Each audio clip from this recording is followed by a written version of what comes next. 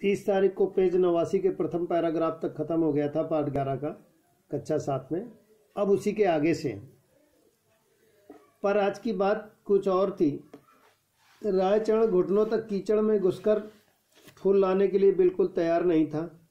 उसने तुरंत अपनी उंगली से संकेत करते हुए कहा, देखो चिड़िया, और तरह तरह की आवाज़ें निकालते हुए अपने छोटे मालिक की गाड़ी को दूसरी ओर धकेलने लगा। परंतु जिस बच्चे के भविष्य में जज बनना हो, उसे काल्पनिक चिड़िया के नाम पर कैसे बहकाया जा सकता था।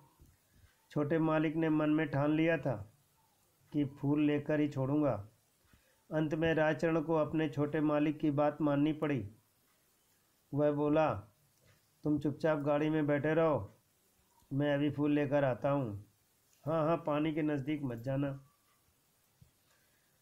रायचरण के जाने की देर थी कि उसका छोटा मालिक पानी की ओर लपका। उसने पानी की तेज धारा को उछलते बुलबुले निकालते देखा। यह देख उसका मन उत्तेजित और अशांत हो उठा। वह धीरे धीरे गाड़ी से उतरा, उन उछलती लहरों की ओर चल पड़ा।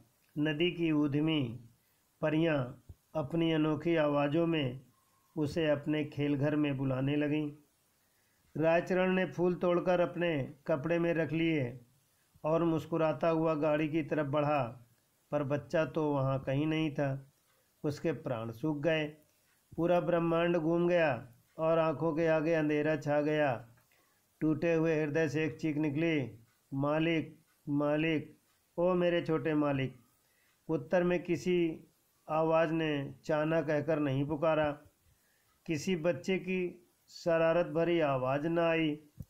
किसी ने प्रसन्नता भरी किलकारी से उसका स्वागत नहीं किया।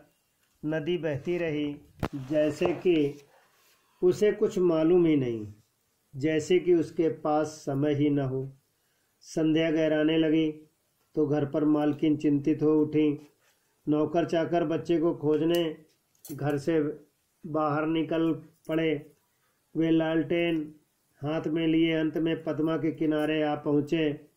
वहाँ उन्होंने रायचरण को तूफानी हवा की तरह नदी के किनारे इधर उधर भागते देखा। वह निराश स्वरों में चिल्ला रहा था, मालिक मालिक, मेरे छोटे मालिक।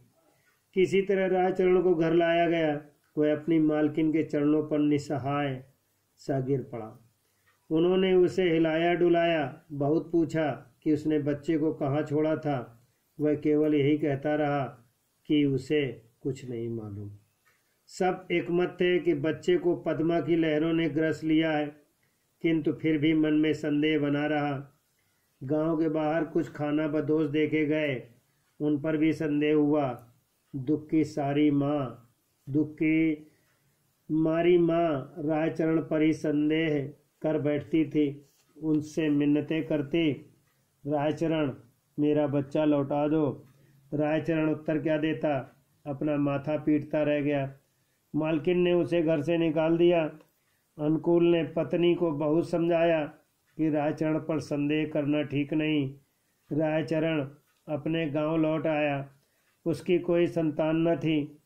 कुछ समय बाद उसके पुत्र का जन्म हुआ और उसकी पत्नी उसी में चल बसी। अब पुत्र के लालन पालन की जिम्मेदारी रायचरण पर थी। उसे बार बार लगता कि अपने मालिक के पुत्र को खोने के बाद अपने पुत्र का सुख भोगना भयंकर अपराध ही है। घर में उसकी बहन न होती तो बच्चा कभी न बचता। रायचरण ने माँ की तरह उस शिशु का पालन पोषण किया। उसका नाम रखा बापी। समय बीतने पर धीरे धीरे रायचरण के विचारों में भी परिवर्तन आने लगा। बापी ने रेंगना सीख लिया। शरारत भरी मुस्कान से दरवाजे की चौखट पार करने लगा। वह बड़ी होशियारी से अपना बचाव भी कर लेता था। उसके रोने की आवाज़ से रायचरण के हृदय की धड़कन बढ़ जाती। लगता उसका छोटा मालिक मृत्यु के किसी अपरिचित स्थान पर रो रहा है, क्योंकि उसका चांद न खो गया।